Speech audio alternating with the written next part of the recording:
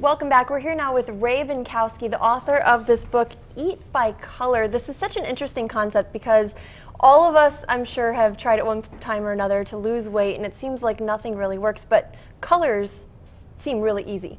Well, there is an approach that works in my experience as a trainer and a gym owner. For most people, the real trick is finding a simple way to present that so people can remember it and actually apply it to themselves.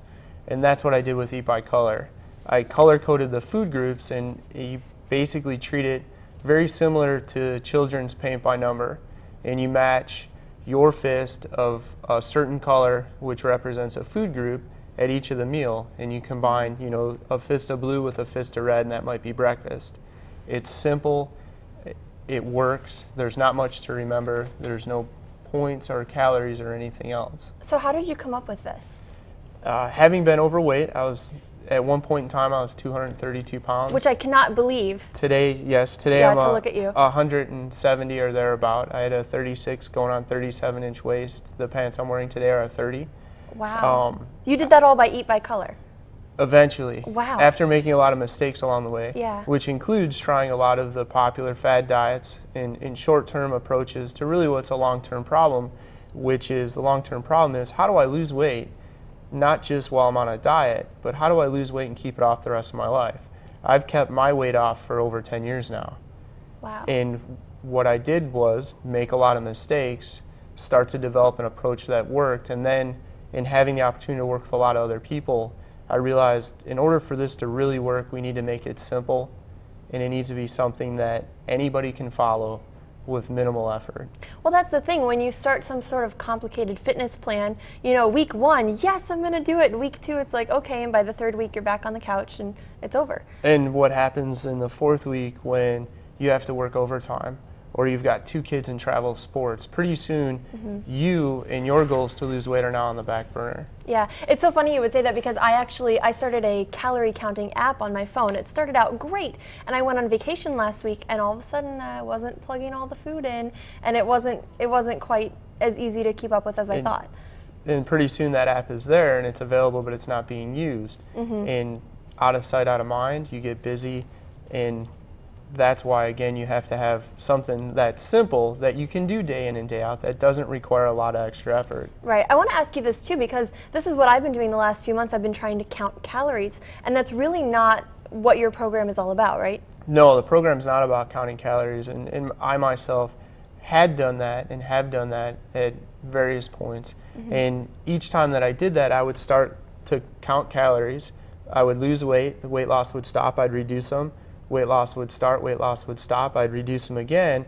And what actually happens, I know this today, I didn't then, is when the body gets to around 1,000 calories a day, it thinks it's starving. And once the body thinks it's starving, the last thing it wants to do is lose fat. Instead, it will start to metabolize muscle, and the amount of muscle we have determines our metabolism. Okay. So it actually, you're kind of shooting yourself in each foot.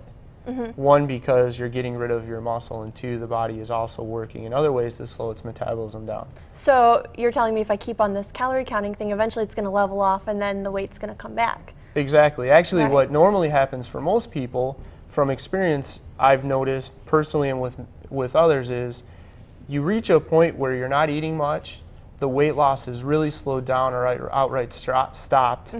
You become frustrated. The reality is you're hungry. So now you go back to eating maybe about what you used to eat, where you used to maintain your starting weight, and now you start gaining weight. And that's what leads to what we call yo-yo dieting.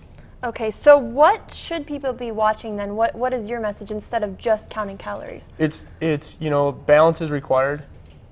Any approach to nutrition that eliminates entire food groups for the long term will not work, because the minute, if you're on a low carb, zero carb diet, the minute you have carbs, you just wreck the diet. So elimination of entire food groups won't work. Just counting calories doesn't work because that leads to constantly lowering them, and then the body basically saying, hey, we've had enough, you're starving, we're going to protect ourselves. What does work is balance and moderation. We need to eat. There's a chapter in the book that talks about raising your metabolism. It talks about the importance of increasing the amount of food you eat. And then really one of the secrets is maintaining a stable level, blood sugar level, and with it insulin. It's like a children's seesaw. When insulin goes up, its antagonistic hormone glucagon goes down. Gotcha. And glucagon is responsible for burning fat. So if we're constantly elevating our insulin, the hormone that burns our fat goes down, and we can't burn fat for energy. And unless you're diabetic, insulin is probably something you're not even thinking about. No, you probably never think about it. Yeah. And in fact, you know, when you look at diabetes, and specifically type 2 diabetes, if you can control insulin, say in early adulthood, and not end up gaining weight, because the two are related, you also end up less likely to be pre-diabetic, yet alone being diagnosed as a type 2 diabetic later in life. Gotcha. So here in the book, you actually break down charts of like sample meals broken down by color. And I don't know if you can maybe help me find this here, but there, I mean, you can see the entire book is color coded here. What I'm wondering is, like, for example, for me, I'm a vegetarian, and I know other people have certain things they do and do not want to eat. So it's always been tough for me to adapt my lifestyle to some sort of diet that says, okay, today you eat this and this and this, because it's like, well, chicken's on there and I can't eat chicken. So how do you adapt to those different kinds of, sorry, I should have had you find that before we started. All right. How do you adapt to those different kinds of dietary needs, though? Can anyone do this? Anybody can do this. There it is. Yeah. Vegetarians will have less options, but that plays into the idea of why diets fail. You need a long-term dynamic solution to weight loss. And that means the individual that's trying to lose weight needs to be able to make decisions for herself or himself. Right. And what I've done is I've color-coded the food groups, and I provide a sample day in this column. So say, for example, I don't know, say you've got eggs on here. What if you just don't like eggs? Could you substitute another blue item Absolutely. there? A fist of the blue group, and then on one of the pages after this, or I'm sorry, pages preceding this, it lists everything that's in the blue group. So for a vegetarian, that might be, depending on the type of vegetarian it is, it might be like a meat substitute patty. Gotcha. So, I mean, it's so easy because you look at this and you say, okay, for lunch, I need a blue, a green, a purple, and a red. You got it. It's that easy. And then you so flip easy. 2 or 3 pages back and you look at, okay, here's the blue group, what's in the blue group, and what am I able to eat? Maybe somebody has a food allergy, so they need options. Maybe somebody is a vegetarian, they need options, and they can go back and they can reference that master list of the food groups and pick and make their own food plan. And you have good foods on here. I mean, a protein shake is on here. I mean, fast, that sounds convenient, delicious. Easy, great for people on the go. Yeah.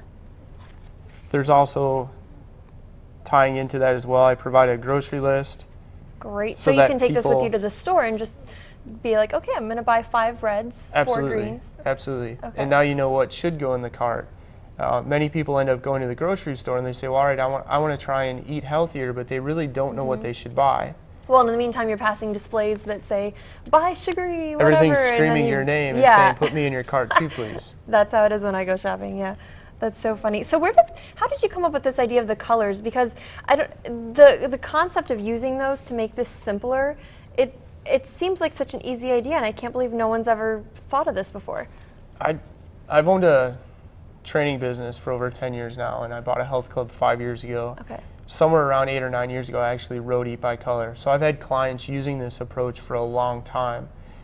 Some of my clients have included military, police, etc. Okay. And one time I was working with a Marine captain who was offshore.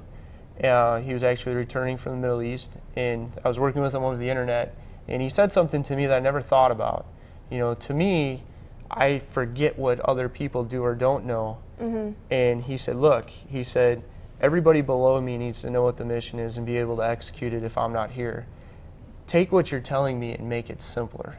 Gotcha. Well, and I said, you definitely wow, did that. you know, there's something to be said for that. And that started me thinking, how can I teach people to make better food decisions, not diet, better food decisions, but make it really simple. In a way that they'll actually stick with. Exactly. And we actually have a couple people here who you've brought with you who are actually going through the program. So we're going to take a quick break and we'll talk with them next, because I think it's important to see real people who are actually doing this for themselves. That's right. Yeah. All right. We'll talk to them when we're